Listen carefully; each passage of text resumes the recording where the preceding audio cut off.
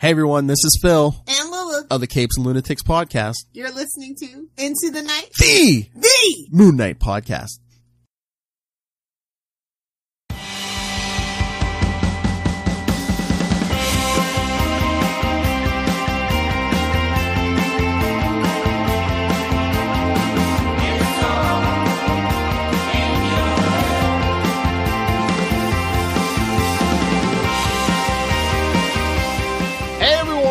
Welcome to a special episode. We're all over the place. If you listen to Into the Night or Sons of the Dragon, you're probably like, who the hell is this? Is I, Phil from the Capes and Lunatics of Capes and Lunatics Sidekicks. We figured we'd do a little team up with, since Lilith and I do the Ultimate Spider Cast and the Devil You Know, the Daredevil Podcast. So with us, all the way from Australia, we have our friends Connor, of course, who does the Iron Fist Podcast. Hello, Connor. Hello. Happy to be here. Thanks for the invite. Hey, not a problem. Oh, and Lilith, we have our old buddy Ray, host of many podcasts, including Into the Night. Into the Night! The Moon Knight Podcast. Moon Knight Podcast. Gotta put that oomph into that Moon Knight Podcast. Yep. Oh, can I just shout out Connor and say you're doing the Lord's work? You're making Iron Fist accessible. Oh, thank you. You care about him. Bless your soul. I'm glad to hear that I'm making him accessible. Because sometimes he can be quite insufferable. Well, I was gonna say I don't want to like talk bad about the Netflix series, but I think the one weakness of the Netflix series is I don't think it gave like audiences like the full taste of, or the what Danny Rand exactly actually is. Yeah. Well, the latest series right now by Larry Hama is really good. I don't know if you guys are reading it. Yeah. First two issues out of the gates. Well, it's Larry Hama. Yeah. Well, I mean, to be fair as well, that's kind of, it could be touch and go really, because like some of the older writers, sometimes I find, and I'm just going to say some of Chris Claremont's later stuff, like today's stuff, isn't as good as his classic stuff. So you could potentially get flat stories from older writers, but Larry Hama's doing an excellent job, I think, on Iron Fist. He is. And I mean, since Immortal, every single solo Iron Fist title has been, like, really good. He's actually had a pretty good run. It's like every few years he'll get a series, so, I guess he doesn't suffer from the sort of ongoing problem that a lot of other characters do. Yeah. Well, and Larry Hama, I mean, he's been writing like martial arts stuff for decades. I mean, have any of you read like that old when Marvel did the G.I. Joe comics? Like he wrote like that classic Snake Eyes Silent Issue and stuff. He wrote. Oh, he did that Silent Issue. Okay. Yeah. Right. Okay. Yeah, I know him from Wolverine. Wolverine. Okay. Yeah. Snicked.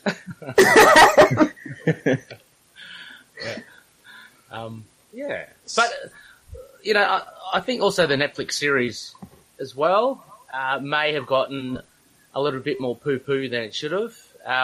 If you compare it to the others, sure, maybe, but I found it a pretty solid series. Connor, you've, of course, highlighted your quibbles here and there, and but you generally like it as well. I mean, actually, I really like the first season. The first season is kind of like the first, 3 issues of the comic sort of stretched out into like 13 episodes. Except, I don't know, like, it doesn't really show that much. But I don't know, I just liked it. I didn't really like the second season though. I thought it was, I loved his when he did his little team up with Luke Cage. I feel like that should have actually been the show. Like they actually worked pretty well. I love Mike Coulter, so any excuse to give him in more episodes of anything. I think, but I thought their chemistry was great. Yeah, it really was. And outside of like the tournament episode in season 1, which is some really classic like martial arts stuff, I think like that Power Man and Iron Fist episode was the best episode to have Iron Fist in it. Like Defenders was awful, but that. Yeah, I hope we get a Power Man and Iron Fist show, if we get nothing else, So, I mean, they have all the rights back now. Marvel does. Yeah. No, I'd love to see all of them back. Yeah, and do a Power Yeah, Iron Fist absolutely. show. It might happen, might not. Take those 4, maybe throw in a Moon Knight or something. Spider-Man. Oh, Deadpool. Yeah, Spider-Man. Yeah. Well, I was talking on another podcast, how I'd really love if they brought the Netflix characters back, but made it separate from the MCU and brought in their own Spider-Man, so we could have like the street level Spider-Man teaming up with Daredevil and all that stuff. Because I always preferred Daredevil and Spider-Man, or Punisher and Spider-Man, to like the Avengers and Spider-Man. Yeah. I think there's just better dynamics there, and I'd love to see that. Yeah, for me, he's always a street character. Although he's like superpowered, he's really a street. Yeah, I mean, I want a Spider-Man who, doesn't get all his tech from Tony Stark and show how smart he is and builds his stuff for himself. And Yeah, totally. But yeah, that's why I like him a little older. I think it'd make more sense with a Daredevil or somebody when he's a little older. Yeah. Yeah, although there was that really funny team up in Ultimate Spider-Man with Daredevil and the Punisher. And he's just kind of like this helpless kid stuck between these two lunatics, like going at each other, which I thought was pretty great. Oh, Bendis. Oh yeah, that was Bendis, wasn't it? Yeah. I mean, that was a really funny run. Like, it was a good run. Speaking of writers who aren't as good as they used to be. That's And it wasn't me! I didn't say it this time! I know. I mean, that's Beautifully segued. Well, I mean, that's been my theory for a long time now. Bendis. It's just, I think he does good with the street level stuff, like your Ultimate Spider-Man, his Daredevil run was great, Jessica Jones, but once you start up in the power level, like the Avengers, the X-Men, Superman, it kind of gets starting to get shaky there. Just for the record, like, I think a lot of his Superman run was okay. Some of it was pretty bad, but I don't think it quite deserves the hate it gets. Yeah, I've not definitely all of read it, but worse. but I mean, just it's 2 words. Rogozar. Oh, Enough said. Enough said. Just drop that plot thread, shove it over to Supergirl, and leave us all confused. Oh yeah, we do. Oh yeah, we just chucked him into the time stream. Yeah, what? No. What happened to him at the end? Nobody knows. Some say he's still bleeding out on that street. I hope he comes back because he's just such an absurd villain. Like, I mean, I don't like him, but I mean, I love making fun of him. When Doomsday is... Was he just not able to use Lobo? Like, what happened? I feel like we've seen that character, but better. I'm just saying. When Doomsday's he's like a Frankenstein's monster of a few different 90s sort of characters. Well, at the beginning of Bendis' run, they kind of were like, oh yeah, the Kryptonians weren't as good at people as you thought, and they never did nothing. Well, we never did think they were. Yeah. I mean, were you reading the same book? Jarrell's an absolute terror, absolute nightmare. The last time the Kryptonians were, like, I guess really good was back in, Pre-Crisis. Yeah. Or I guess John's Secret Origin, with his weird obsession. But, then he did New Krypton. And there were a bunch of lunatics, so, yeah. Well, yeah, because, I mean, they, start with the John Byrne, they were, like, all cold and emotionless and stuff. Yeah. That's not what we're here to talk about. What were we here to talk about? I know. Sorry for derailing the conversation. I just wanted to give Connor a little shout out, telling him he's doing the Lord's work, making Iron Fist great again. We got pulled into Bendis. We got pulled into the Bendis vortex. Bendis. All right, yes. No, we're here to talk about Marvel Team Up Annual number 4. From... I smell Frank Miller. Oh, yes. Frank Miller, writer, yes. August 1981, so I know it's at least older than Lilith. I don't know. It is indeed. I don't know how old Connor is, but I know, well... Ancient. Connor is the ancient one. Really? Yeah. He's older than... I thought Ray was the ancient one. No. Only, not in that sense, Phil. Oh, okay. And don't have to hammer home how old I am, but yeah, of course. Yeah, old man. About 2 whole months, Ray. You're older than me. Don't forget it. Alright, so yeah. So August 81. Had anyone read this before? Yeah. I have. I've read almost all Frank Miller stuff, so I had read this.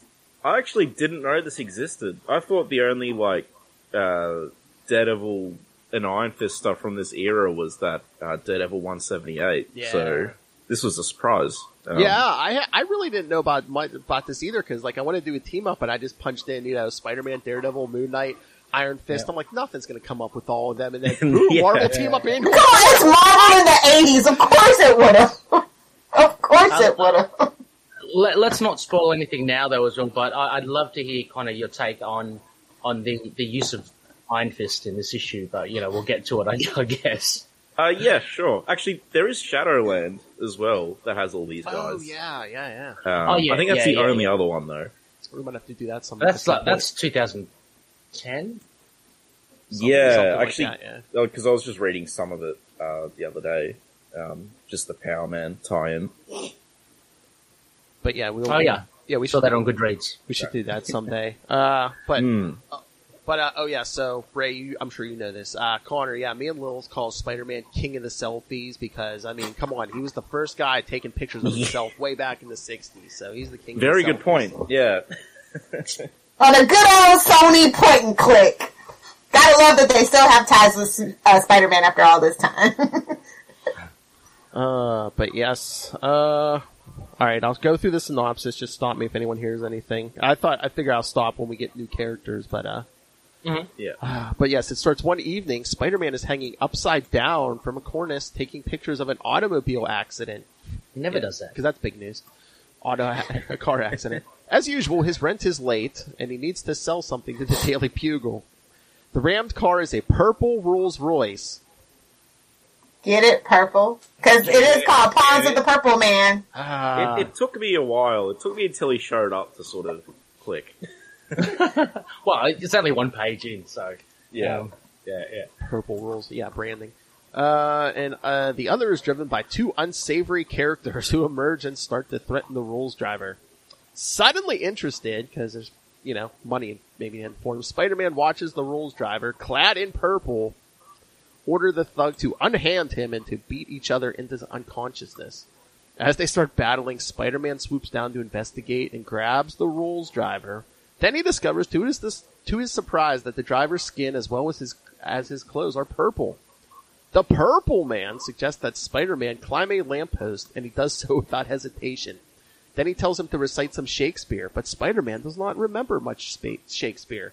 So the Purple Man allows him to sing some Elvis Costello. Mm-hmm. Yeah, Don't sing it here. We'll get a copyright. Calm down. I was a bit disappointed in Peter here with his lack of Shakespeare. I guess he wasn't a theater kid though. He was a science. He was a science nerd. Two different sections. Not artsy, yeah. And one thing I was keeping an eye out for, because the Daredevil resists the Purple Man through his sort of strength of will, and I was interested to see how many of the other heroes would be put up against that test, and Spider-Man does not have the chutzpah to resist it, which I thought was interesting. I was trying to remember if I missed something, but is there a visual component to the Purple Man's powers? Because otherwise, I'm like, wouldn't the Purple Man's powers work better on Daredevil because he could hear him better? I read issue 6, no, not 6, whenever he showed up. The first one, way back. Somewhat recently, and I seem to remember it was Daredevil's will that resisted, but I could be misremembering. The only thing that controls Daredevil is his Catholic guilt, okay? That's it. And women. And the women. Touché, sir. He beat me to it, and the women. Yeah. It's quite the combination when you think about it. Well, he flogs himself every time he cheats, yes. Purple Man's powers is, like in the TV show, is a little bit inconsistent in a lot of ways as well. Later on, he's talking about how he amplifies it because he's on a speaker system and stuff. So, it's a bit, you just got to take it as it is, and pretty much.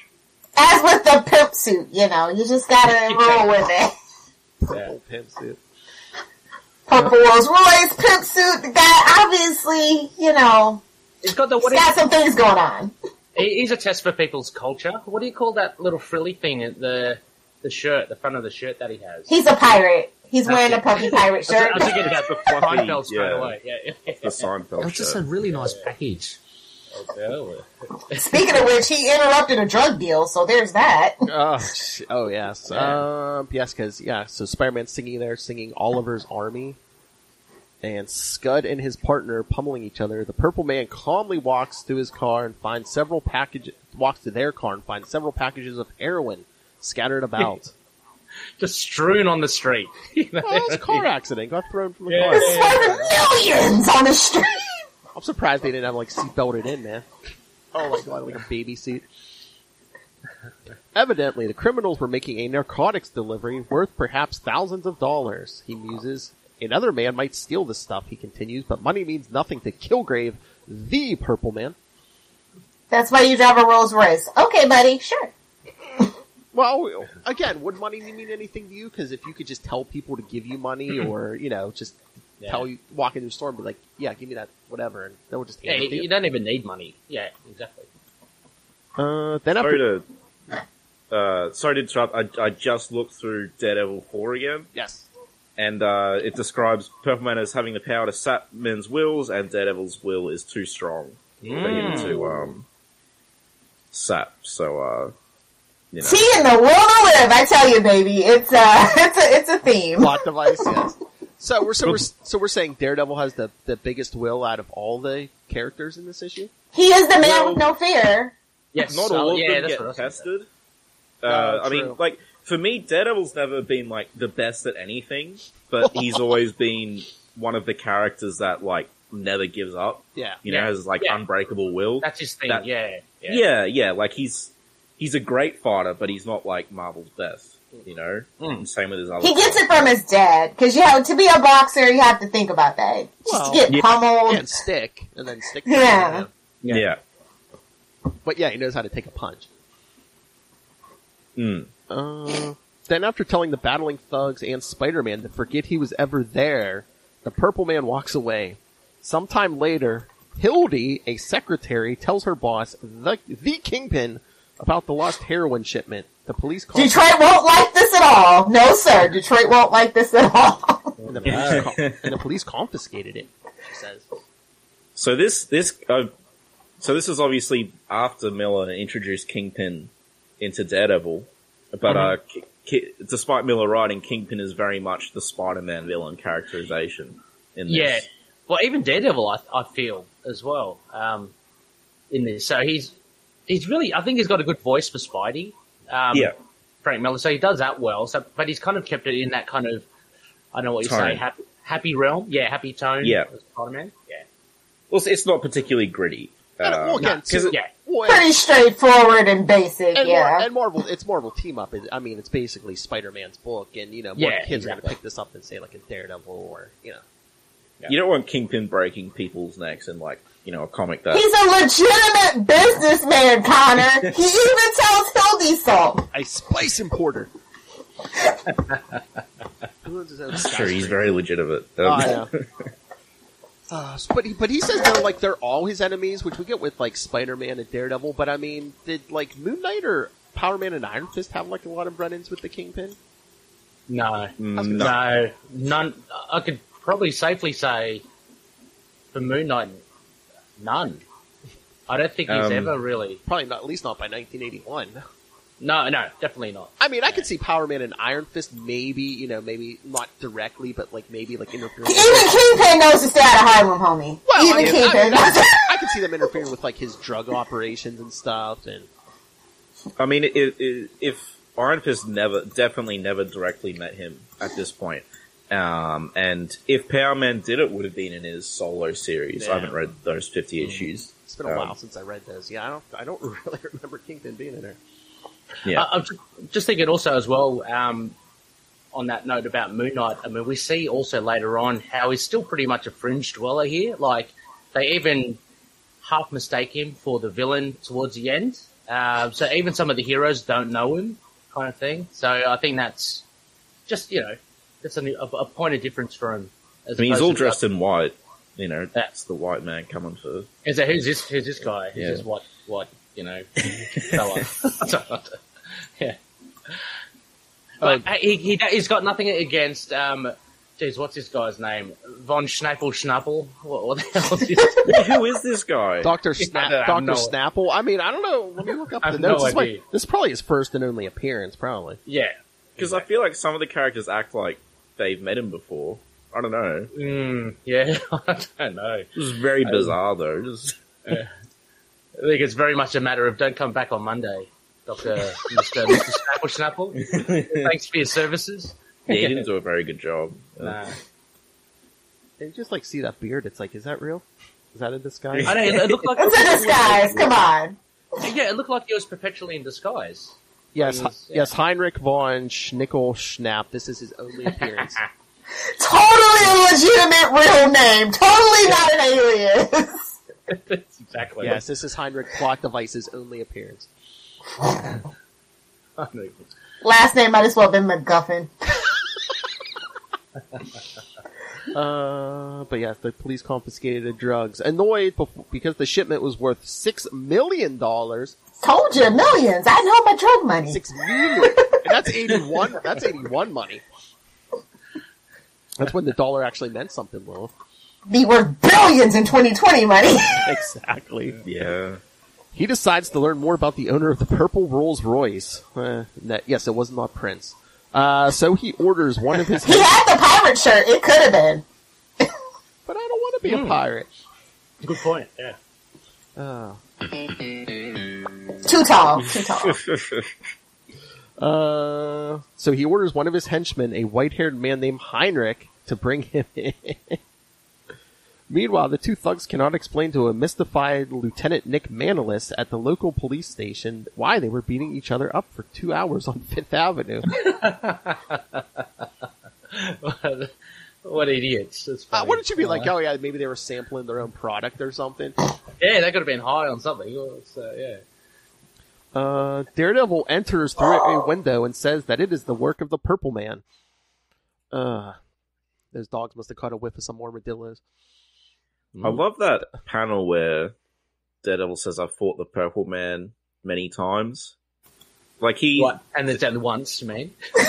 No, because in the notes, I think... Well, he calls him Kilgrave now, so it would have been a few times. Yeah, no, Right. they said, like, at this point, the last time he fought him was, like, issue 154 or something. Oh, that's right. Yeah, there was a editor's note. Yep. Yeah, because, I mean, I guess he fights him a few times, maybe a handful of times, and then you don't see the Purple Man for a long time until... Yeah. Well, the 90s at least. I remember him trying to mess with Nate Gray, X-Man, Lil's favorite.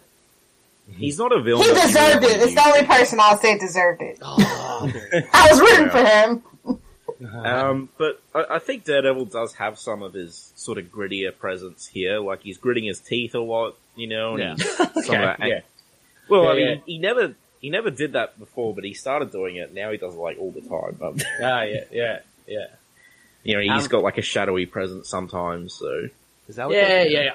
He does that whole kind of, like the Batman thing of bouncing into the office and then disappearing. Oh, Ray's well, favorite. I mean, if there's a favorite. Batman in this issue, we all know who it is. Oh, come on. Come on.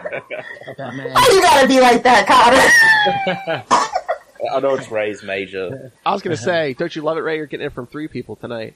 Batman. Hey-oh. Hey, Jay. Batman. Sausage!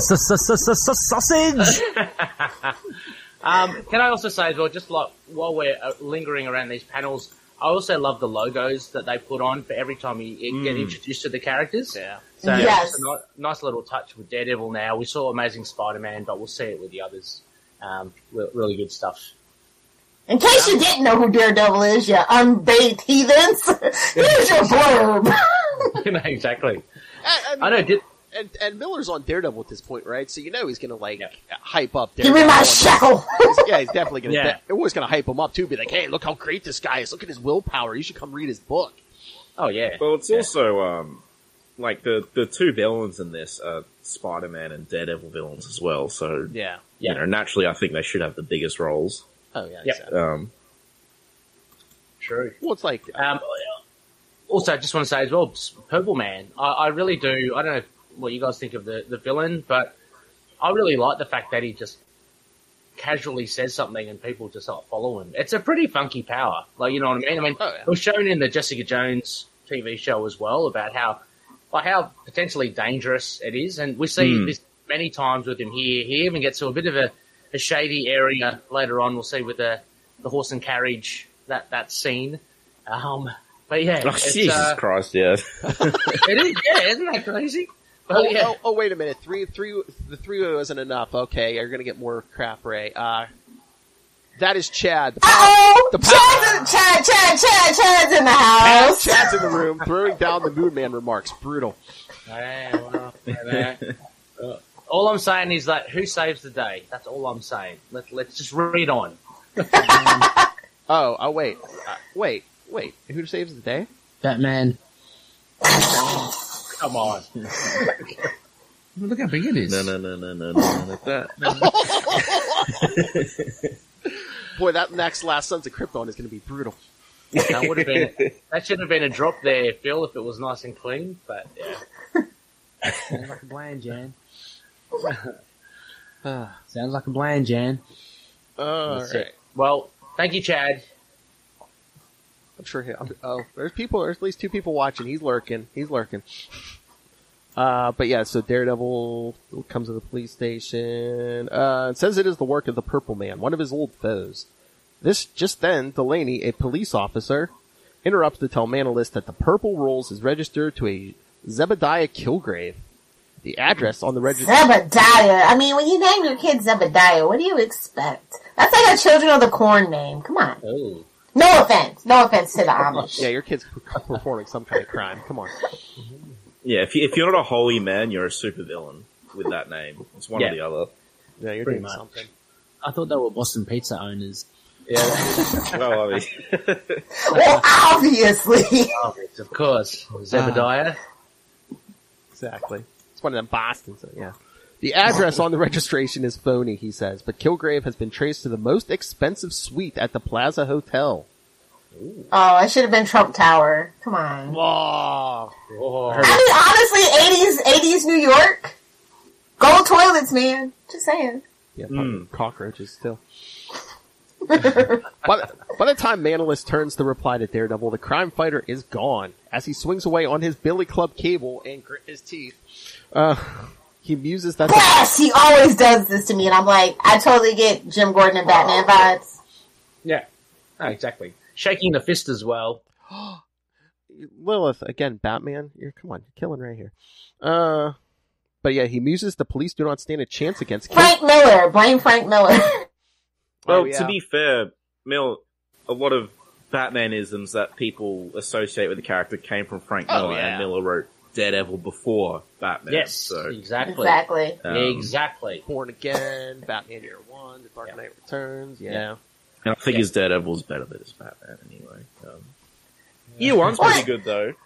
Well, he doesn't have money, so it makes him a little more relatable and not as crazy, like a rich billionaire dressing up as a bat at night. Yeah, I get where you're coming from. All right. I can see that. I just think he's not a complete jerk to everyone like Miller's Batman is. So, you know. Matt's kind of up there sometimes. Well, he's not a jerk to Jim Gordon, actually. True. That's because it's his boo, as we've well established over on We Are the Night, the Batman podcast. Sorry, Ray. As Ray says. What the F? Oh wait, you got reinforcements coming here, Ray. Chad says, at least Mark can fix his villain problem. Skull and crossbones. Strike rate, 100%. That's right. That's right. Hey, remember, you never want a face-to-face with Moon Knight. That's all I'm going to say. Exactly. Yeah. Alright, so... Where were we? Here. But yes, he's thinking about the police have no chance. He who is for some reason unaffected by the Purple Man's power can bring him in. His thoughts are interrupted when he passes over a dimly lit street and spies two muggers attempting to rob a victim. In seconds, he knocks the thieves out, and then he tells the man whom the muggers called Pop to report the incident to the police. It was only a common everyday mugging, he thinks, as he swings away, but he could not ignore it, and it cost him precious time. That's kind of interesting. I was like, it was just one page, and it just shows like what Daredevil's all about, I guess. I think it's a pretty good character introduction. Yeah. Yeah. Because obviously it doesn't fit in with the larger story, but... No, not at all. Just a little bit of a... And there, to note there, Connor, I guess, if we're to liken it to Superman, no crime is too small, I guess. So Yeah, no, definitely. that was one of my previous quibbles. Connor and I have had long conversations about that. But, understandable. Superman, he can't just be cosmic and all that. He he does fight crime for the everyman as well. I mean, yeah, like it's understandable if you'd rather see him do cosmic stuff because Well, that's my problem with any of the comics or the movies when they want to make him like the alien loner. I'm like, he loves people, even if he doesn't have like parents or something. He loves people whose names have a double L in it. Let's just get that straight. Lex Luthor. Lois Lane, that mermaid lady. I've people to alien loner Superman, who humanity turns on at a whim. Really like that. That's the most realistic approach, to be honest. That's what Denny O'Neil did, and Elliot Magan and stuff back in the 70s, which I'm really big on. So, yeah. But he is a people person. Oh, yeah. Well, Aunt May's putting her records on, boys. Oh, yes. Yes, because meanwhile, Peter Parker and Aunt May are at Peter's Chelsea apartment when a television newscaster relates the story of the purple Rolls Royce colliding with the car loaded with heroin. Peter's spider sense starts to tingle, but for the life of him, he cannot understand why. When the bulletin mentions that Spider-Man was seen hanging from a lamppost, he racks his brain trying to remember the incident. Aunt May sees that the program is disturbing him, so she turns off the television and puts on one of his records, which just coincidentally... Was it the Spider-Man Jam record? Or? That Christmas album? Yeah. Which just happens to be Elvis Costello's Oliver's Army. Just by coincidence. She's picked the right record. Good on you, Aunt May. Well done. Some vinyl. They should bring that back. Peter Parker's a vinyl collector. The vinyl collection. But deep down, Peter Parker... it tweaks something in his mind. I know. They always make the spider sense whatever they need it to be, but I'm just like, pretty. Was he in immediate danger, or was it just like, oh hey, the purple man affected you and you didn't realize it, so hey, that's danger? Psychosomatic. Say it with me. I was gonna say, like, speaking of inconsistent powers, and part of me, like, I can't help whenever he uses the spider sense. Because I kind of grew up on those movies, like the Sam Raimi, where he goes into slow-mo. Yeah. So I'm like, he's looking at the record player, that everything goes slow-mo. Oh, right. But yeah, I always think like modern writers, if there was one thing they could change about Spider-Man, it would be that spider sense. It's like, thanks a lot, Stan. Yeah, there's your camera, Jughead. Use it. Jeez. But again, his spider sense tingles fiercely, and he realizes that something strange must have happened to him that evening. Aunt May spiked the punch. Thinking that he may have taken pictures of the incident, he runs, much to May's astonishment, out of the room with his camera and heads for the Daily Bugle where he develops the film. Doesn't he usually use his bathroom as a dark room? Again. Aunt May's there. Don't want her walking in on him. She gets startled and die. That's what Aunt May's all about. She's got a strong ticker. Yeah, it's insanely strong. She's been dying since the 60s. I was going to say, she had several near-death experiences in the comics, and now we just de-age her every couple of years. Yeah. Well, Lilith, you want to tell Connor your Aunt May theory? Oh, yeah. No, actually, it's Uncle Ben is Mephisto, but they had a bit of a fight before he died, so that's why he's keeping her alive. He doesn't really want her down there with him, nagging him. It's the first time he's been free of Aunt May, so he's trying to keep it that way. That's my personal headcanon. Yeah, I mean, it makes sense. Yeah. That whole one more day thing, I was like, she was already like 1,001. What are you doing, Peter? Let the old woman die. I mean, she looks weathered. Can you imagine that? The whole power and responsibility thing, and meanwhile he's been dedicating his whole life to the devil. I know, exactly. Wouldn't that be the ultimate plot twist? I'm just saying. You have a really cool Ghost Rider crossover to wrap it all up. Well, if you're reading current Spider-Man comics, yes. Doctor Strange. Red shoes. Yeah. I told you people from the beginning, it wasn't Mephisto in WandaVision. Shut up. But he heads to the Bugle, develops the film. When he sees the shots of the Rolls Royce and the Purple Man, his memory returns. Then he changes into his Spider-Man costume and web swings out over the city, hoping that his spider sense will now it's a locator. His spider sense will find the Purple Man for him. The next day, Heinrich von Schnickelschnape, the Kingpin's agent... Schnapple! Von Schnapple. Oh my god. Frank Miller, how dare you? The Kingpin's agent climbs the wall of the Plaza Hotel with suction cups to the Purple Man's suite. I mean, he's like hanging upside down. Like, yes, no sign of stealth. He's got his hair just like flapping in the breeze. Well, he's got a suit on while he's doing this as well. I mean, he's gonna be so high up you probably can't see him from the street, but still. Oh, come on! What's this old man doing? Well, I know. This is his only appearance, so you were right. Yeah. That we know of, like I said, that's totally an alias. So any unnamed assassin we see throughout the Marvel Universe, headcanon, it's this guy. Master disguise. Yo, no, turtle! Oh my god, Chips and Darcy's gonna have him sharing a cell with Matt Murdock. When he peers through the window, he sees two policemen standing on their heads. What a strange country the German marvels to himself. Is this the American custom? Oh, yeah. Why did he pay these men to dress like policemen and stand on their heads? When he sees the Purple Man... Don't kink shame him. Chad cracked it. He knows who Snapple Man is. Schnickel Schnapp. Who is he, Chad? Bullseye's real. Oh, yeah. Headcanon accepted. I mean, yeah, I wouldn't put it past Bullseye. Yeah, he's well, this is like before he became cool, though. So, I mean, that beard looks fake. It could be. Yeah. When he sees the Purple Man exit through the door, he cautiously follows him through Central Park. Unaware of the assassin, Kilgrave muses that a few hours on their heads should teach those rude policemen some manners. Then he stops a man and a woman for some conversation. Okay, here's the creepy part. He quickly tells the man to jump in the Hudson River, but he tells the woman, who is quite pretty, to accompany him into a carriage. It is already... I want some company. He just says, I want some company. Get in! Thank you for the Get in, loser!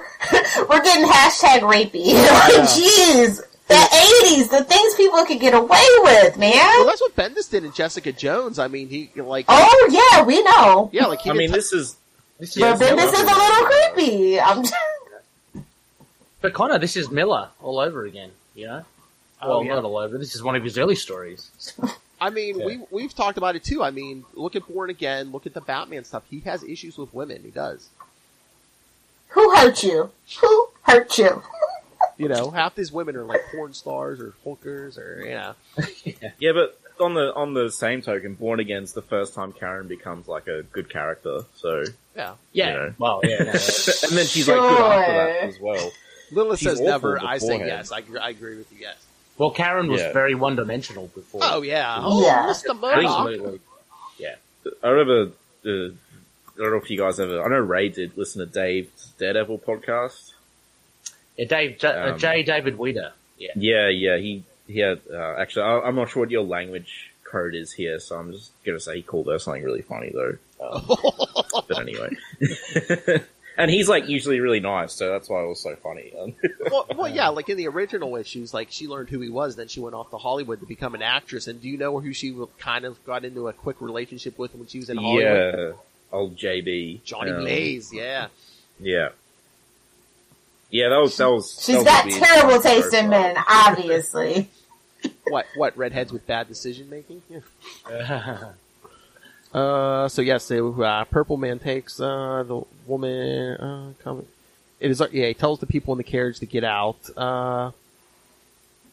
As the carriage rattles through the park, Kilgrave compels the woman to kiss him, but is disappointed and tells her to leave. Yeah. What is that, I wonder? What, was this a bad kisser? Well, it's not, like, if you... He's pouting! Get out! It's not sexualized at all. Like, it looks very uncomfortable and awkward. It looked like she's very much... He literally kicked her out, like, on her bum. He kicks her on her bum. I mean, literally kicks her bum out of the carriage. I mean, when you use the powers, I mean, is the whole thing very robotic? Well, he says it's not fun anymore, so... He's literally pouting about it in the carriage, that it's not fun. Yeah, he's got a pouting face right there. Yeah. Woe is me! Yeah, maybe because, like, you know, he doesn't get that return of, like, the kiss, right? Because she's just doing what he's telling her, so it's not like, you know. It's very robotic, yeah. Okay, Chad wants to know, whatever happened to Karen? Is she still in a glass box on Bullseye's mantle? Better than chopped up in a refrigerator, but whatever. Actually, I was talking the other day with a Daredevil fan, and we were just both saying how glad we were that they didn't bring Karen back to synergize with the Netflix show, because that would have really sucked. She should stay where she is. I mean, I liked Karen, but it's like, how do you believably bring her back? Well, yeah, and she had a good ending, you know? So, like, it was a good comic, just leave it. I mean, you kind of give her the Elektra, you know, bullseye, put something Look, Matt and Mary, okay, that's it. Eminem, get it? Perfect. Endgame. Don't want to hear anything about Elektra, don't want to hear anything about frickin' Karen. What, Typhoid Mary? Yeah, that's his endgame. Hashtag fight me. Well, I think technically it's Black Widow. I might allow it. She's a redhead. I might allow it. I don't know, man. She got too much, I don't know, they were pairing her with Winter Soldier for a while there. Well, you know. You can't get between Stucky. What are you talking about? I'm just going by end of days here. I'm not saying, like, they have a romantic, happy ending. I'm just saying, you know, just spreading his seed, as it were. Well, it's Matt. Geez, that's what he does best. That is Cutting the line here of censorship. Anyway. Alright, as Kilgrave muses on how boring his powers have become, Heinrich suddenly... On Schnapple. Yes, the Well, Schnapple. he falls out of a tree. He suddenly drops down into the carriage, aims a gun at him, and tells him not to move. Kilgrave simply tells Heinrich to shoot himself, but before the assassin can do so, Kilgrave changes his mind and asks him to explain why he is there. Perhaps he says it will prove interesting. Back at the Plaza Hotel, Spider-Man, guided by his spider sense, crashes through the window of Kilgrave's suite and finds the two officers. Daredevil was also present, and he quickly explains who Kilgrave is and whose narcotic shipment Kilgrave detoured. Once the Kingpin finds Kilgrave, says Daredevil, he will surely understand the awesome potential of his power. Then Daredevil douses the two policemen with water, and they snap out of their trance. Remember that plot point, kids. Where did he find that wooden bucket? But yeah, anyway. I mean, I don't know where the bucket. I'm sure there's a sink. Was he just waiting on Spider-Man to demonstrate? Standing at the doorway, just waiting for him. Spider-Man. Well, he would have known he was coming.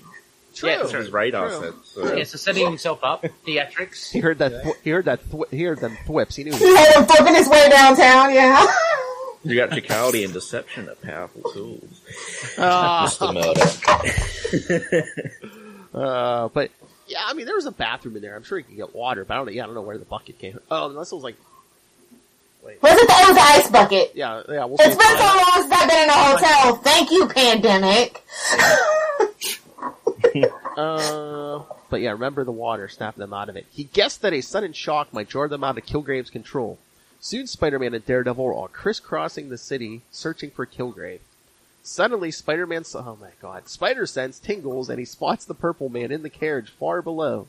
Swooping down, he grabs Heinrich's gun and collars him and Kilgrave, and then he orders the driver to take them to a police station. But Kilgrave simply tells Spider-Man to take a flying leap, so Spider-Man clambers up a nearby building and jumps off. Unfortunately, Daredevil catches him before he hits the pavement. Unfortunately. I know, was I rude? Are we talking this from a villain's perspective? I like a lot of the art of Purple Man in this issue. His facial expressions and stuff. I think they're very good. Yeah, I mean, it's very, very pompous. Yeah, it was that Herb Trimpe. I like a lot of his art, but I just think the Kingpin looks ridiculous in this issue. Oh, I love it. As he should. Come on, think this is like early 80s. We still got that 70s influence, the ascot, that white suit, very Otto-esque. I mean, it's classic Kingpin. It is. And he's almost a perfect circle. It's fantastic. No, that's what He's as big, tall as he is around, yeah. That was like the biggest twist. He thought Kingpin was really fat, and then it's like, no, he's full of muscle and he can beat up Spider-Man. Yeah. He's got 0% fat. He's just, that double chin is all muscle. He's just shaped like a refrigerator. He's big boned. That's all. A big unit. That's it. Indeed, sir. Indeed. Spider-Man tells Daredevil that the man told him to jump and he did. What is wrong with that? Heinrich soon introduces the Purple Man to the Kingpin. Sounds dirty. The master criminal is amazed to learn that the accounts of the Purple Man's strange power are true. He asks Kilgrave about the rumors that he died while attempting to escape from Rikers Island prison, and Kilgrave replies that he simply planted them as a cover. It would take far more than a fall into the ocean to damage his chemically altered body. So that would assume then that he's a little bit more durable. Yeah, which I don't think they've ever used again, right? What in the Joker is going on here? Well, again, it's like, especially over here, it's like anytime you get doused with any chemical, you get at least a partial healing factor. You're it's not how this works at all, but okay. Because Norman Osborn never got a healing factor eventually from that. And, I just always think of, like, with Marvel villains, just the amount of, like, lab accidents that just happen. And I always think of, like, that Family Guy where Adam West decides to give himself superpowers and starts rolling in radioactive waste. And then he gets, like, toxic poisoning in the hospital. Like, what are you doing? Well, that's what we always say. You know, unlike the real world, the America of the Marvel Universe has no, like, the government agencies, OSHA, none of them, you know, who make sure you have safety, just nothing. He had but one thought as he sank into the brine. He says, "Revenge." Interrupts the Kingpin. "No," replies the Purple Man. "It was who needs the grief." After involving himself in battle after battle, he says he just decided to retire to the life of leisure that his power could provide. I mean, seriously. And this is something Kingpin can't get behind. He's like, all that power just going unused? What are you thinking, man? I mean, it makes sense. I mean, if you can give yourself whatever you want, I mean, why would you tangle with... It's the thrill of the fight, man! That's what keeps you alive! Eye the tiger. So what was that, Connor? Oh, I was just saying, like, it's the smart approach. It was kind of refreshing to see a villain who's like, you know, no, I'm done with the revenge. I'm just going to chill out. Not get caught and go to jail and die.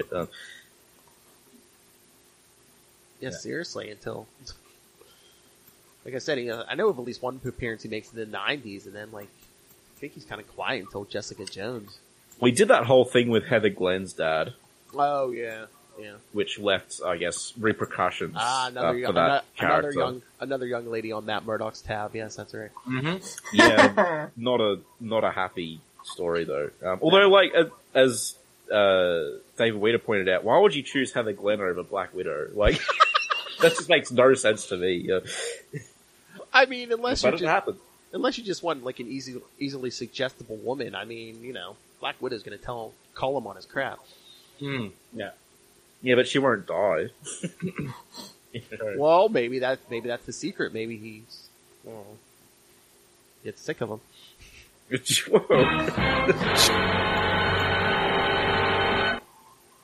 Oh, that's sinister. Well, Matt Murdock's a jerk. But we love him. Yes. Then Kilgrave turns to leave, but the Kingpin fires a blast from his Obliterator cane. I love it. The Obliterator cane, and orders him to halt. Kilgrave responds by telling the Kingpin to blow his brains out. At first, the Kingpin raises his weapon to his forehead, but then, after a minute, he lowers it. He will give the orders now, he declares smugly. So is he on a willpower level of like a Matt Murdock then? Oh, hell yeah, he is! Oh, yeah, I thought that was real interesting.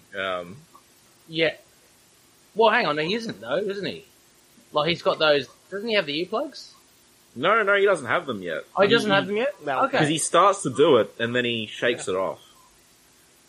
Oh, okay. I thought he was just pretending. Oh, okay. Maybe. Okay, sure. Yeah, oh, it makes sense. Yeah, man, he went all Taylor Swift on him, man. He only believes in himself, man. This makes sense. He's very conceited and egotistical, yes. I love the Kingpin. He's all self-made. Yeah, I reckon this guy, out of anyone, he would do it. So that's, like, he would be able to resist, so yeah. I mean, come on, he walks around the world looking like Humpty Dumpty with the confidence of a Brad Pitt. He's got willpower, okay? Yeah, he does. But again, I mean, that's probably why he works so well as a Daredevil villain, because like we were talking about before, he's kind of like Matt Murdock. He's kind of like a self-made man. Yeah. Sure. Yeah, I mean, they do that dynamic a lot of, like, neither of them sort of giving up. Like, Daredevil Noir is a good summary of their sort of dynamic, I guess. Despite being not Earth 616. But I mean, they both grew up poor, and they built themselves up. Yeah. Then Kilgrave. There's the Obliterator cannon. Let's just get to Power Man and Iron Fist. I'm trying, Watch man. an image of El Jefe. We're nearly there. Let's get the Power Man, Iron Fist, and that other guy. I know. I had to wait so long. Oh my God. Kilgrave is astonished. I remember reading this. I'm like, where the hell are these other three at? Kilgrave is astonished that the Kingpin could resist him. Only Daredevil has been able to do that, he says. The Kingpin replies that Daredevil and all the others who have stood in his way will die. Okay, here we go. Elsewhere, Luke Cage and Iron Fist. The logo. Yes. Cue in funky music. Leave the Victoria Theater after a showing of the martial arts movie, Image of LG. Disappointed. El Jefe, come on, it's Spanish. Even though it's a kung fu movie, it's Spanish for some reason. I don't know. I think it's a joke because I'm pretty sure that movie doesn't exist. It doesn't exist. Yeah. I was gonna say Because they're always playing. They always see westerns, so it must be some sort of joke. I'm not sure what it is though. the Frank Miller joke, maybe. Disappointed, Iron Fist says that Kung Fu is a religion, not a pack of cheap fighting tricks as portrayed in the movie. Yeah, you tell him, Go, Danny. Suddenly, a young woman chased by a gunman runs into the street nearby. Cage uses his bulletproof body to shield her as Iron Fist runs after the criminal's limousine and kicks in its window. So, He flips the car as well. Sort of, I guess it's kind of 2 pages, but sets up what those characters are about at the time. You know, Luke Cage is like the brawn, Iron Fist is, the karate guy. Precision. Basically. Yeah. But again, I mean, you've been covering a lot of Power Man and Iron Fist, Connor. It's like Luke Cage loses his shirt at least once in Oh issue, yeah, right? yeah. and I'm okay with that. You shut your mouth. It's just like, well, we're just, we always go on because Luke Cage isn't wealthy, and he's just going through silk shirts like crazy. I'm pretty sure that there has to have been a shot somewhere of his closet full of yellow silk shirts. I think there was. I can't remember, but yeah. Plot twist: it was really just polyester. I mean, the thing with Iron Fist costume, I don't know if you guys knew, but that was originally supposed to be a symbiote because it kept getting torn a lot. And John Byrne was going to make it a symbiote because Kunlun was technological, but they used that later on for Spider-Man instead. So, but it would have explained a lot with his costume, how the collar keeps changing in every panel. Disappears sometimes. It has to be a living entity. So, I mean, that would be something if they made it mystical or or just hey, Iron Fist, realign molecules or something. Oh, I mean, they could still do it, really. Yeah. I mean, especially since they're doing constant symbiote events as well. I don't read them, but every time I look, there's just some sort of planet symbiote or something going on. King of Black is actually really good right now. It kind of got me. That's the current one, right? Yeah. Yeah, that one's good. I mean, we've complained about all the symbiotes. Well, it gave me Namor, so I'm not going to complain about anything that gives me Namor. So. Absolute Carnage was good as well. So. Oh yeah. Yeah. But I think King of Black is even better. Yeah. Is it? Wow. Yeah.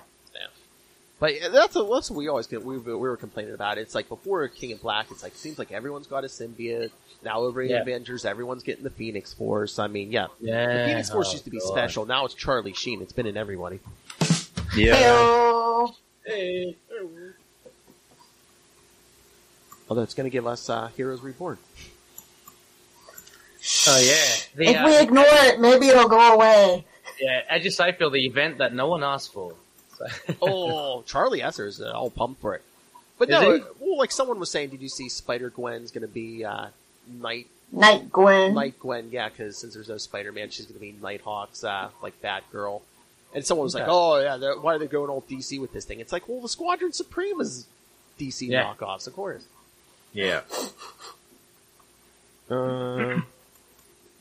After the car crashes into a traffic island, he pulls out the men inside and and turns them over to the police.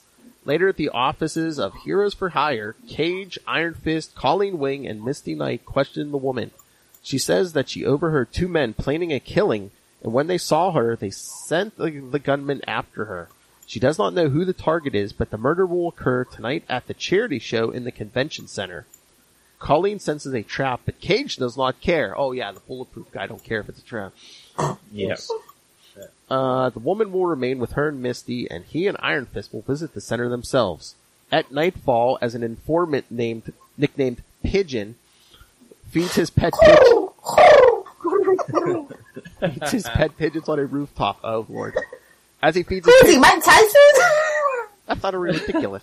But yes, as he feeds his pigeons on the rooftop, some guy glides silently down and asks him whether he has any information. Yes. Pigeon replies that he has nothing. Suddenly, Moon Knight, that's right, the Moon Knight, says that they are being watched, and he hurls a crescent-shaped scarab dart down the barrel of the hidden sniper's weapon. I thought he was just saying peace, but he does. Yeah, he does shoot it there. What we see here, though, this is a problem when you change your informants. As Jake Lockley, he'd go to Crawley to look at word on the street.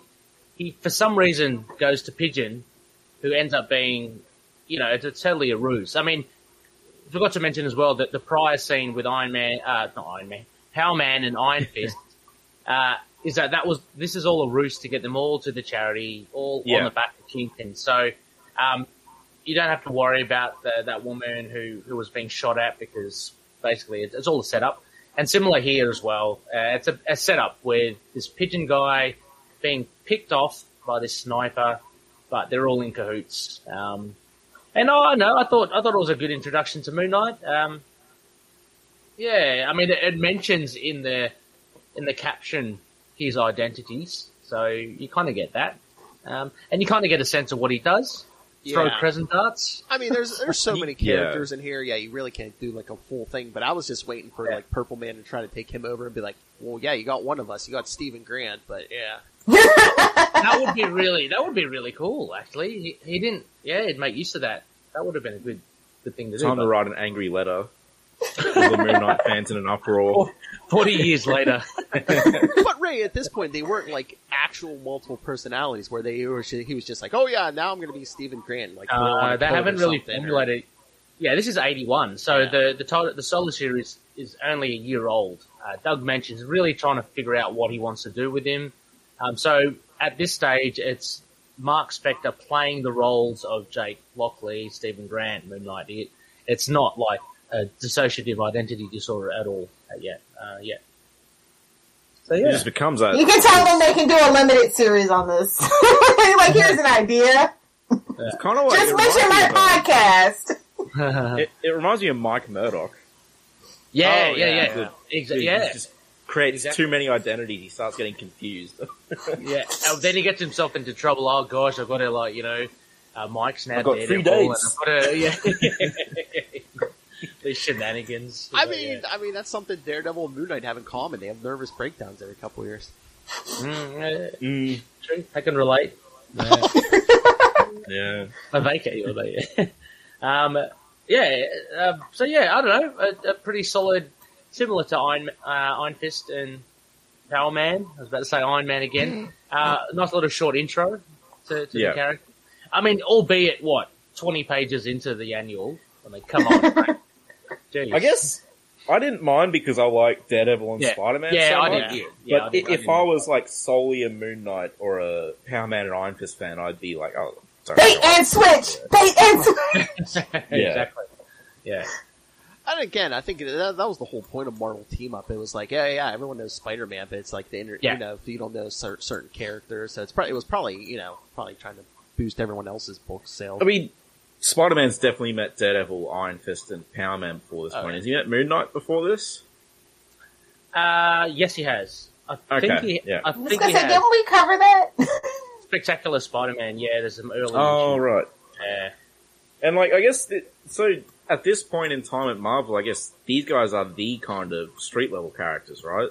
Yeah. The street-level characters. Well, I mean, I'm saying that because they're all in this one issue, and Yeah. Like, the Kingpin, like, their scheme is to get all the, I guess, street-level heroes into one place, so I can't think of any other ones that were all the at big time. ones. I mean, Yeah. when did the Punisher? He was a bit later, was he? No? Oh, I mean, hero is an interesting term for him. Yeah, I was gonna say, I the mean- Punisher's around, yeah, but Punisher's The around. Punisher would have made this. He's so bad at his job, it doesn't even matter. So I'm trying to remember. Did he even run into the Kingpin at this point yet? Oh. Well, 81, I don't think so. I mean, The Punisher. we did his first no. appearance. What was it, like 74 or something? I mean, 75 guys, and yeah, way 475. Yes, I mean, he's only Punisher's only been around like 6 years. But or if, something. if you put the Punisher into a quote-unquote team-up, it's always a barrel of fun. Well, that's Like, what- well, that's what- everyone's always, like, you know, at each other's throats. Oh so- yeah, well that's what we said. Like Daredevil's always like trying to knock him out or something. Meanwhile, Spider-Man. Spider-Man's like, no killing! Yeah, Spider-Man just gives him the Yeah, finger, I mean- like no killing, please. I got that Punisher Essential Volume 1, and, like, most of it is Spider-Man issues. Okay. Right. And they have an underrated dynamic, I think. Because Spider-Man is, like, he's much more, I guess, naive than Daredevil. Yeah. So his dynamic with Punisher is kind of funnier. It's like, hey, can you stop doing that? Like, you know, you can't just kill people. And he can just make Punisher not do it, because Punisher doesn't have powers. He knows that he can't do anything against Spider-Man, so he has to play it by his rules. Well, unlike Daredevil. Well, some of those first appearances in Spider-Man, Daredevil had, or Punisher had, like, he could switch from, like, regular bullets to, like, what do you call them, mercy bullets, where they just, like, I guess they're just, Oh god, don't bring up the mercy bullets. yeah, they were just, like, tranquilizers or something. It's like, okay. But, yes, a sharp punch from Moon Knight knocks the man out. Pigeon explains that he was afraid to say anything because he knew the man was there, but now that he is safe, he can say that someone will be killed at the charity show tonight. After Moon Knight glides away, Pigeon removes the sniper from the pole that Moon Knight hung him from, and they congratulate each other on leading the crime fighter into the Kingpin's trap.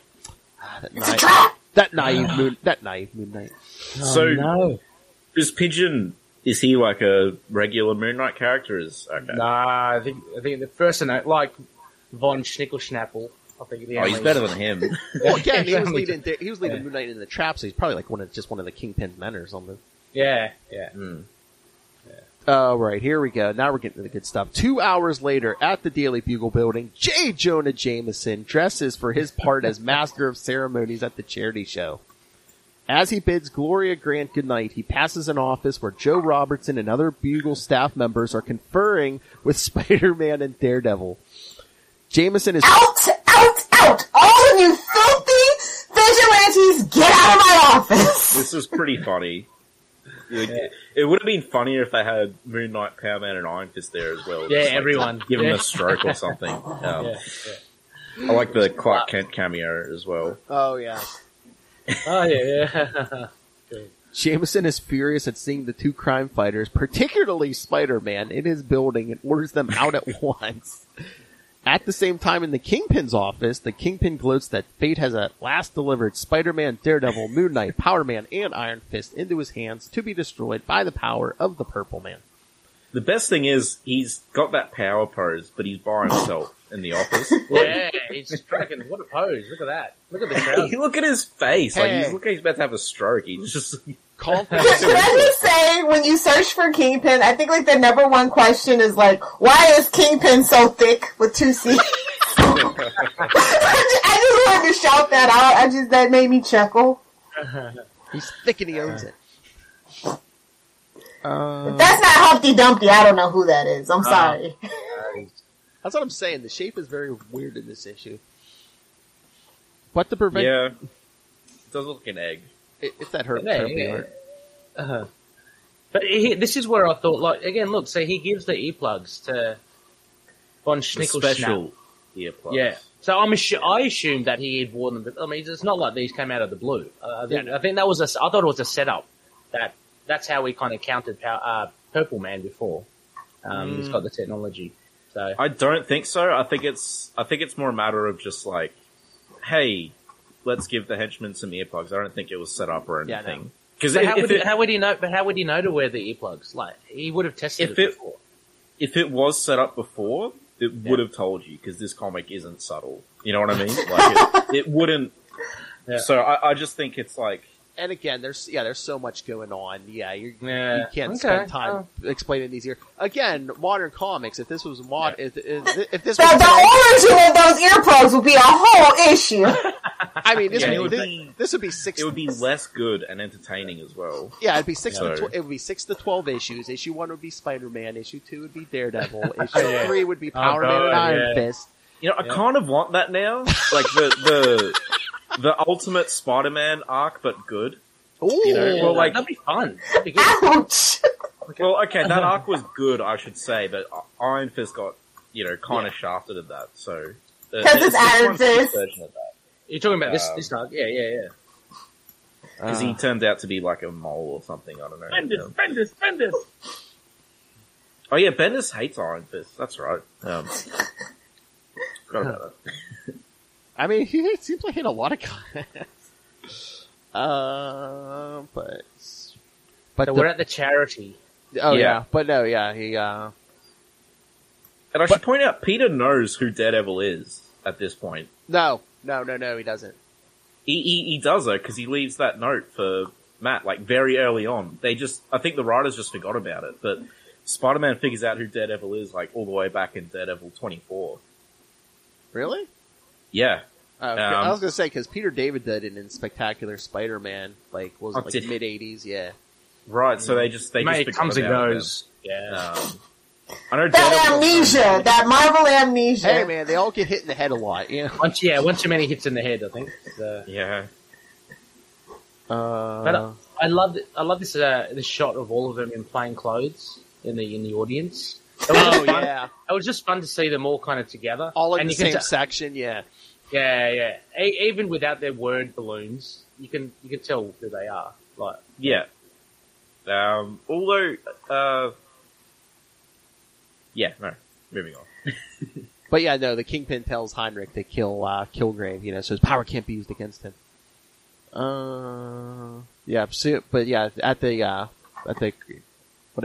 Soon Jameson begins his long-winded, self-aggrandizing opening speech at the charity show. In the audience are Peter Parker's there with Deborah Whitman, good Lord, Matt Murdock, Luke Cage and Danny Rand, and Moon Knight as Stephen Grant and Marlene. He gets the best line though. He's like, we might not even get a chance to get into our superhero suits. Jameson, my boy, the bad guys did that. So, what we should point out is, Matt doesn't have a date, and Luke's date is Danny. Yes. So. Of course. Yeah, exactly.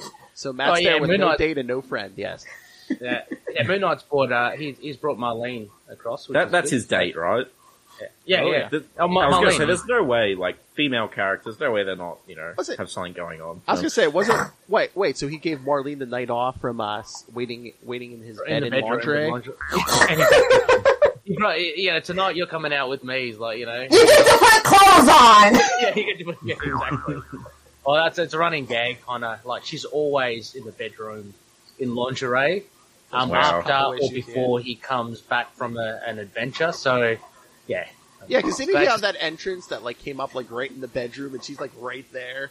Yeah. He's got an underwater tunnel that goes in, and it comes out as a jacuzzi in the bedroom, and more often than not, Marlene's there, spread on the bed. Wait, are you serious? Yes. Or... Yeah, in the 80s. Yeah. You're like a secret jacuzzi that's his underwater entrance. Yeah. That's some Batman 66 stuff. Yeah. Crazy. That's probably what Adam West really had. Not the PG version, I guess. But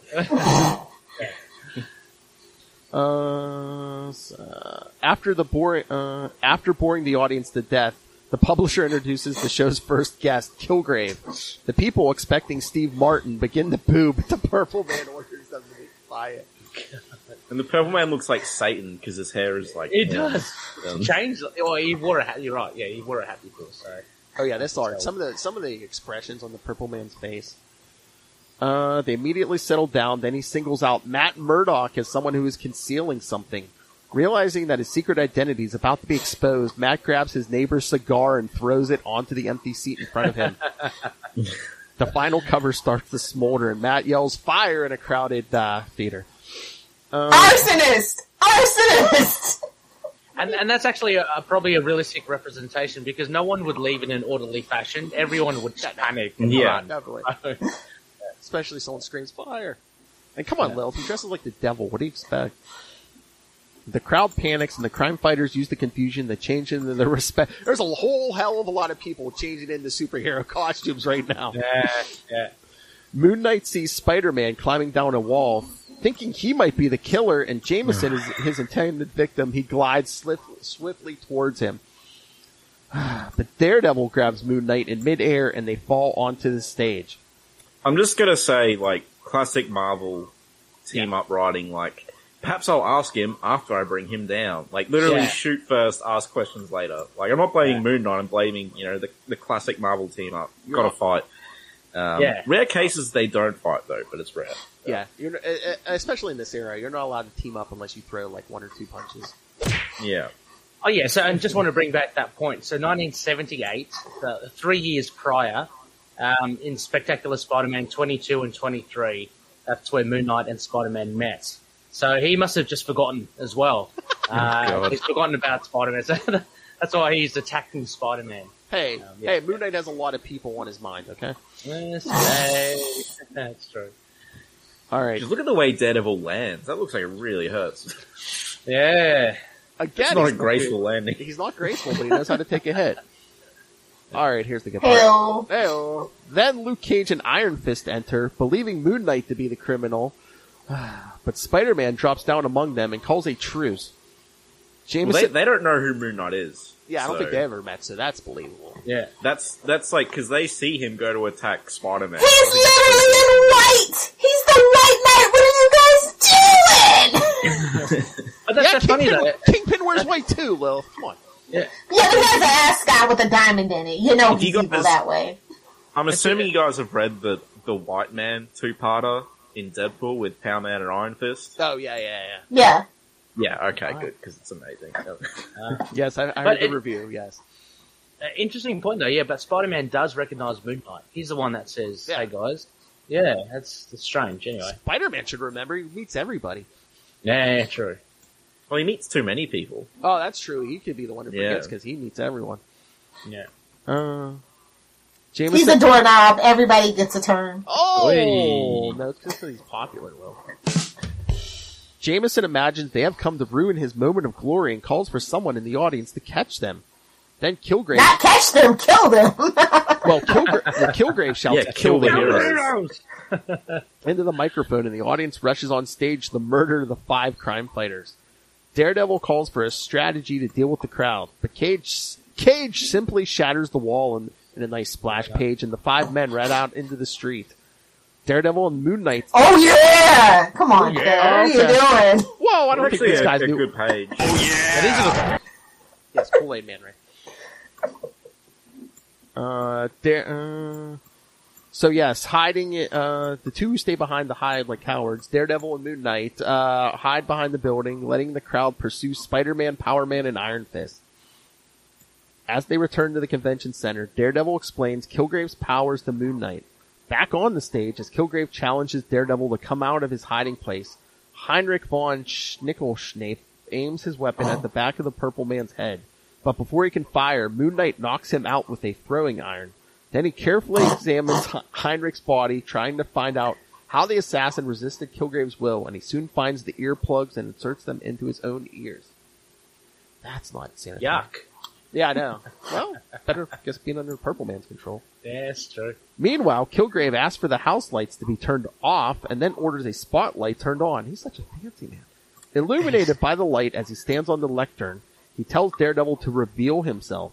Ordinarily, Daredevil can resist Kilgrave's voice, but now it is amplified by the microphones, and he is forced to step out of concealment. Then Kilgrave orders Murdoch to strangle himself, and as Daredevil's fingers wrap around his throat, he gasps for breath and sinks to the floor. Kilgrave barely starts gloating when Moon Knight walks out of the shadows and orders him to release Daredevil. The Purple Man tells him to eat his cape, but Moon Knight, much to Kilgrave's surprise, knocks him out with a punch to the jaw. As Moon Knight helps... Yeah, break that jaw, yeah. Stab his neck. As Moon Knight helps Daredevil to his feet, Daredevil asks that he keep his Matt Murdock identity, which Kilgrave just revealed a secret. But much to Daredevil's relief, Moon Knight can hear nothing with his ears plugged, so Daredevil simply thanks him for saving his life. Again, it's like, he never said Matt Murdock, he said Murdock, so, again, if he had heard, it's like, his last name's Murdock, but I don't know which one. Sure. I guess, I don't know, but that's a really cool shadow of Daredevil in the shadows. Yeah. Oh yeah, looking like a devil, yeah. Yeah, and I thought it was as you said, Purple Man's powers are like inconsistent, and I'm not sure the logic is quite there. But it's a neat twist, amplifying it, and Daredevil can't resist it. Sort of get around that. Well, if anything, he's addressed the fact that Daredevil beat him last time, so at least he's trying. Yeah, that's true. We'll try it one more time, but we'll make it louder. We'll make it bigger. Turn it up to 11. Just turn it up. Yeah. Got no sense. The audience, meanwhile, continues to chase Spider-Man, Luke Cage, and Iron Fist down the city street. Suddenly, Spider-Man web swings up a wall. Cage thinks he is deserting them, but instead, Spider-Man spins a web net and drops it onto the crowd to slow them down. As the people struggle, he swings down, picks up Cage and Iron Fist, and swings up to a rooftop. Then he runs to a nearby water tank, explaining how Daredevil brought the two policemen out of Kilgrave's trance before. Cage tears the tank off its mount, and Iron Fist shatters it with his Iron Fist blow. Hundreds of gallons of water spill onto the crowd. What, did somebody get hurt or something? Like hundreds of gallons of water. Yeah, one dude says he's drowning. Like, or at least. And then he's like, "It worked. Now let's get out of here, Zoinks!" I mean, I gotta say that's sort of very like the splash page of Spider-Man's head and Power Man Iron Fist. That's not a great. It takes not the best look. It takes about half the page. The Spider-Man's head is like a balloon. And what? Oh wait, so water tower, splash page, I got you, Connor. Yay. But again, well, what did that hurt? Speaking of that, what did that maybe least, that like, throw people to the street? I mean, people could be smacking their heads off the street. It's like, okay. Oh yeah, crushed. Yeah, like they already web. Remember what happened to Gwen Stacy? Pete's not the best. Wow. But the thing is, like with the water tower, it's like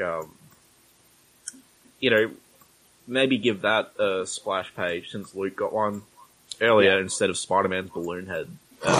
Yeah, that would have warranted a big splash page. I mean, no pun intended, but yeah. Yeah, no pun intended. Just got like a paddle though. It was alright paddle. And again, we got so much of Spider-Man and Daredevil. I think they wanted to give, Moon Knight, Iron Fist, and Power Man, stuff that, major stuff to do in the issue. So yeah, Moon Knight saves Daredevil, Power Man and Iron Fist bring this water tank down and soak everybody.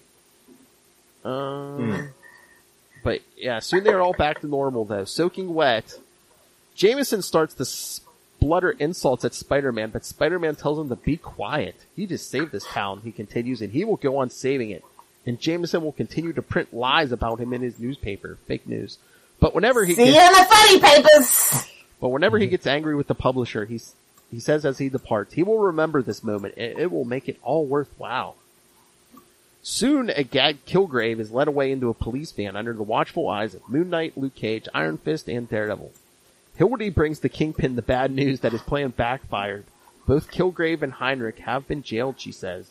The Kingpin You blew it! You blew it! Yeah, jeez. Pretty, ballsy of her to say that. But, she later says, I hope you aren't angry with me. Because you know what Kingpin can do, right? So, yeah. He's killed people for less. Yeah. Like, literally, he has killed people for less. Oh, yeah, there's like a Daredevil issue. He's talking to, like, a bunch of lawyers, and one of them does, like, quotes, I remember that like one. a Latin phrase, and they're like, all the rest of them are like, oh my god, he's bringing up Kingpin's uneducated roots, man, and he just comes over and just, like, crushes the guy's crushes his head, doesn't he? Yeah, I know. Yeah. They're all, like, sitting at a board table. He just comes up behind the guy and crushes his head. It's just, not good. So Hildy's all way in the right to say, yeah, you're not mad at me, are you? Yeah. But the Kingpin is furious, he says through clenched teeth, that although he may be beaten time after time, he only has to win but once. It's true. That's true. It's like a Spider-Man. The end! For now. And we never saw this team up again. I mean, probably parts of it, but it's like, I don't think we've ever gotten all 5 of them ever again. Oh, there's Shadowland. Yeah. But outside of that. Yeah, I don't think they reminisce about this adventure. Going, oh, remember that time we fought Von Schnickel-Schnapp? Oh, yeah. That was a good one. That's like when Iron Fist and Spider-Man teamed up to fight that guard who, like, turned into goo or dust or something, and they never brought that up again. So. Too many adventures. Yeah, there's so many. Yeah. But, like, that Kingpin's face on that second panel at the bottom, you know, he's... And then, again, despite the fact that Kingpin's a Daredevil villain in his own comic right now, it reinforces, like, the Spider-Man villain at the end there, so. Because Spider-Man's the only one that matters. He's the cash cow. Sorry, buddy. Oh, yeah. Well, it's just because Miller's writing it, especially. So yeah, exactly. It kind of goes... to... Exactly. Daredevil, but he's you know, kind of like kowtowing and saying, yeah, this is a Marvel team up. This is a Spider-Man. I wouldn't say it's kowtowing. I would say, you know, he's writing editorial choices. Yeah. Well, yeah. Oh, yeah, I'm sure he knows which comic he's writing. Yeah. He doesn't have to put his own stuff and everything. Like, yeah. Like modern comics. Oh, yeah. Modern comics could never. Everybody wants their shekel, so. Yeah, and continuity's a mess because they all want to do their own takes and it always messes up other stuff, but they don't care. That's true. That's true. Yeah. But so he's done well, Mr. Miller here, to, you know, keep things consistent. I mean, yeah, if nothing else, I mean, for one issue, fitting all these characters in here, and I mean, yeah, it's not a bad job, but yeah, modern comics, they would never do this in one issue. Oh, no. For good or bad. No. I really do like, I mean, when I read annuals like this and issues like, I really do want the old 2-in-1s or team-ups to come back. That we had it briefly with the 2-in-1, right? With the Thing, and I didn't read it. Was it a Zdarsky one? It was not that long ago. It was the Thing in the Human Torch, yeah. Yeah, that would have been cool. But yeah, need more of this stuff. Well, I mean, if anything... we've said that before on LSK even with the DC Comics Presents and Brave and the Bold on their end as well. You know, just more team-up books. With like... You know, because we have stuff like Batman, Superman stuff, but, you know, something with, like, a rotating sort of cast. I don't know if, like, it's, like, part of the problem with any of the team-up books, especially with, like, guys like Spider-Man or Superman and Batman who, like, have their own books. It's like you really can't alter anything multiple about books. Them. And you can't alter anything about them in the team-up book, so it's like you can only do so much. And... But there were still really good stories though. Like they are really good runs. Like, and you know there would also be vehicles for lesser known characters to definitely have their stories wrapped up, like Iron Fist did, or you know have like continuations. You know, but I prefer that than some of the stuff we're getting. But obviously, I mustn't be making the units that they want because you know, they haven't decided to. Marvel Comics Presents has been dead in the water for how long as well? So, big units. Big units. Plenty of units. Well, I mean, when we talk... Plus, they're doing that venture with IDW, too, so it's like, you know, they're kind of spread thin on stuff like that. What is that IDW stuff? I never understood that. I never pick it up, but I'm just like, why is this a thing? I secretly think they're going to buy IDW, honestly, and that's just getting everybody ready. Well, I know at least the Spider-Man stuff, because I got some of it for Luca. It's like, you know, it's like an all ages, like the Spider-Man one at least, you know, it's Peter Parker. Captain Marvel is all ages, too, the one they have over there. Yeah, but like the Spider-Man one is basically into the Spider-Verse, you know, it's Peter Parker, Miles Morales, and Gwen Stacy, and... Yeah, it's just like for the, you know, it's an all ages book, but... Mm-hmm. Well, no, but me and Lilith have been screaming. We last couple of weeks we want a monthly Spider-Man Daredevil team-up book. That would be good.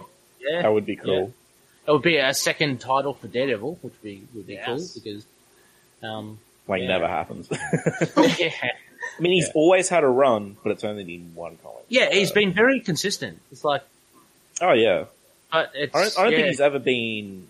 I don't think he's ever gotten to a point where he's not being published, right? Like, he's always... Yeah, I think so. Since his conception, he's constantly... Bill, do you remember any... I'm pretty sure, I mean, there was what was that, then? The 2010... Was it the... Yeah, I was gonna say in the 10s. Well, after Shadowland, like, they kind of did a thing, Matt Murdock, like, went on a road trip. That was like a 6-issue miniseries, but they kind of turned his book into, he asked Black T'Challa. Panther. Yeah, he asked Black Panther to T'Challa, watch yeah. Hell's Kitchen. That was a pretty good run. Yeah, that was a very good run, actually. Yeah, because And they did Wade's run.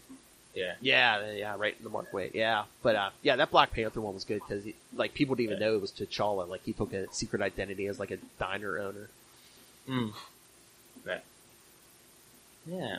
So what'd you guys think? What'd you give it? Yeah, letter grades. Let's see. Yeah, Connor, do you want to go first? You go first. All right. I'll give this. I mean, I really enjoyed it. I mean, it's a thing of its time as well, but there are pros and cons to it. So I'd give it a solid B. I think it was pretty enjoyable. Like also helped by the fact that I do love all the characters. Not like I have one vested interest in just one of them. So it was Sure, Jan. Oh, I do.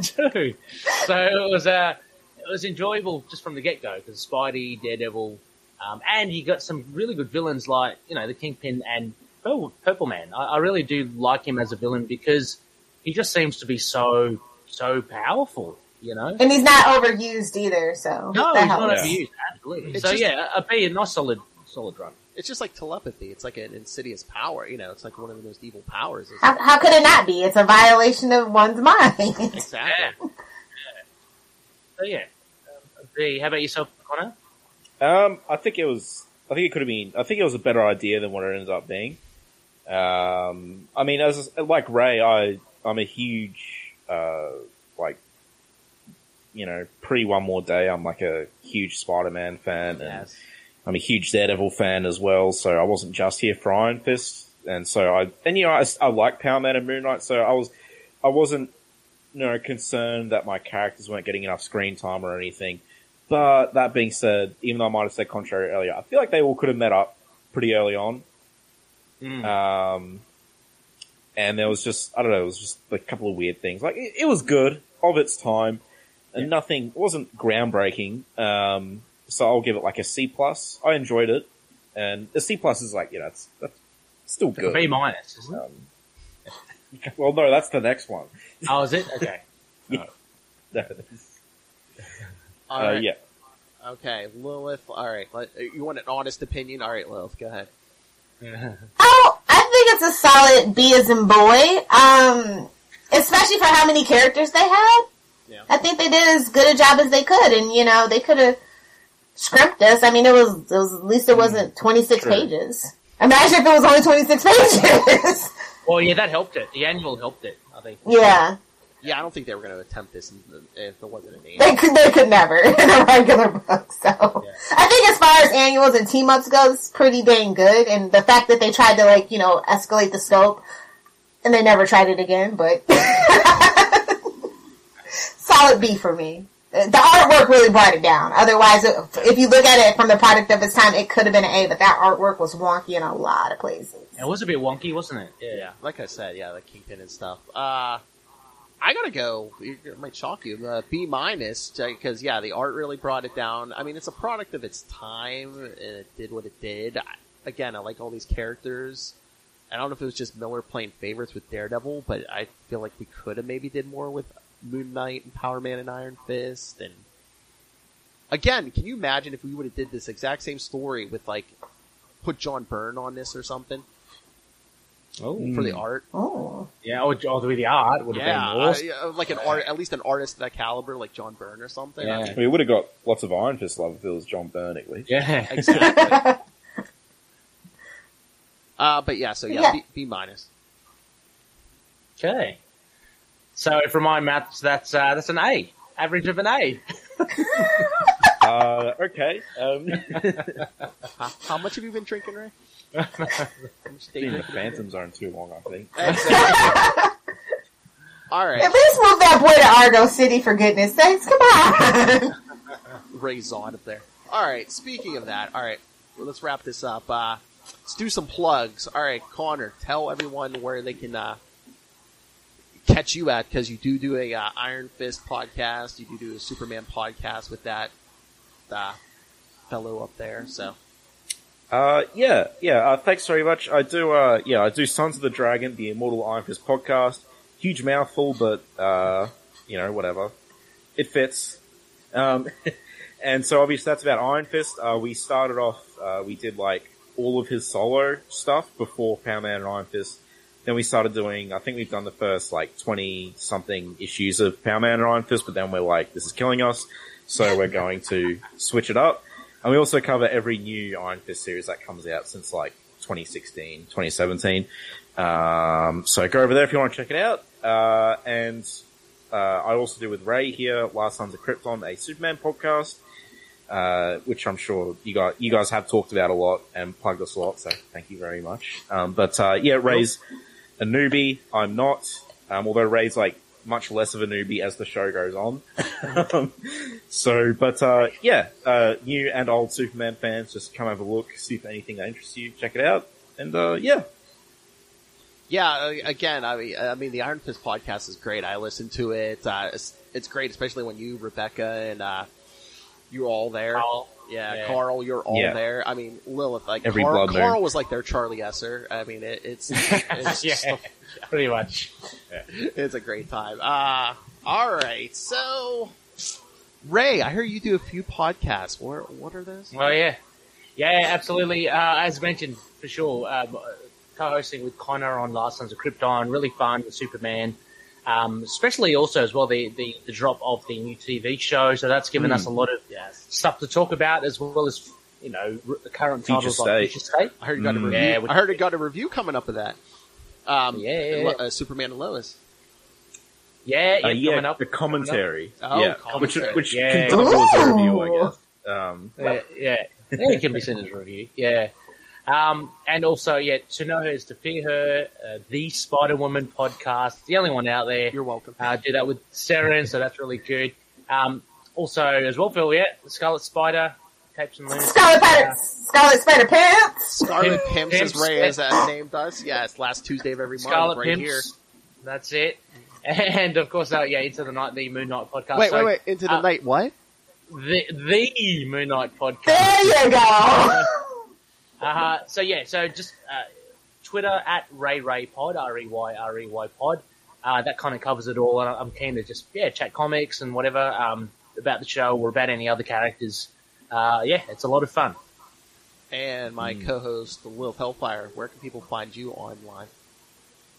You can find me at Lilith Hellfire on Twitter, live tweet hating any DC related property, let's just be honest. Also on Instagram at Lilith Hellfire 86, and if you're looking for some spicy memes, at Lilith Hellfire 69 on TikTok and the gram. Not in the face! You leave the flash alone. Alright everyone, so whatever podcast you're listening on, thanks for listening. You can catch us on me and Lilith on the Capes and Lunatics and the Capes and Lunatics Sidekicks. Capes and Lunatics Sidekicks, we do Ultimate Spider Cast and the Devil You Know, the Daredevil podcast, and a bunch of DC shows, As long as nobody tells Brian Cronin. Oh! That's right, don't be ripping us off, CBR. Nobody tell Brian! And, What's that? Nobody told Who was that? We've got a Twitter beef going. We have issues with somebody over at CBR, I guess, who seems to miraculously come up with articles after we do stuff. Nobody tell Brian! At least give us credit. But so we also do Ray's favorite show, We Are the Night. The Batman podcast. And our new Green Sector 2814, the Green Lantern podcast with me, Matt, and Will. All right. Yeah. What was that? Well, I heard a smart comment. Come on. No, I was about to say, that'll be a very interesting one to get onto, because you guys, for those that don't know, you did the Quantum Zone, the Quasar podcast. That ended, very sad. A great run you guys did. But just moving on now to Green Lantern, which I know Will is a big fan. He's a Hal Jordan. Hal Jordan, at least. Yeah. So listen in, Ray. You're learning Superman. We'll teach you some Green Lantern. Yeah, I should. I'm interested in Green Lantern, so. Because we did a few, the first three episodes were kind of like, set up, and now we started issue 1 in 1990, and we're going forward from there. Nice. So. Okay. Yeah, for sure. I'm in. Teach you some Green Lantern, some 90s Guy Gardner. Oh, God. Finally, someone agrees with me! Hey, we're gonna get to the good stuff, too. Green Lantern Just switch Superman would throw him into the sun. Hey, man, there's a lot of him just getting beat up, you know. He does get beat up a lot. Yeah. One punch, yeah. Alright, so yeah, you can find us all over social media. The easiest way is to find everything. We have a YouTube channel, our merchandise, our Patreon, everything's at Linktree, linktr.ee/CapedAmLunatics. Alright, I think we're good, Will. Alright, so, yeah, whatever podcast you're listening to this on, go check out all the other podcasts you heard about tonight, and until then, Ray says catch it.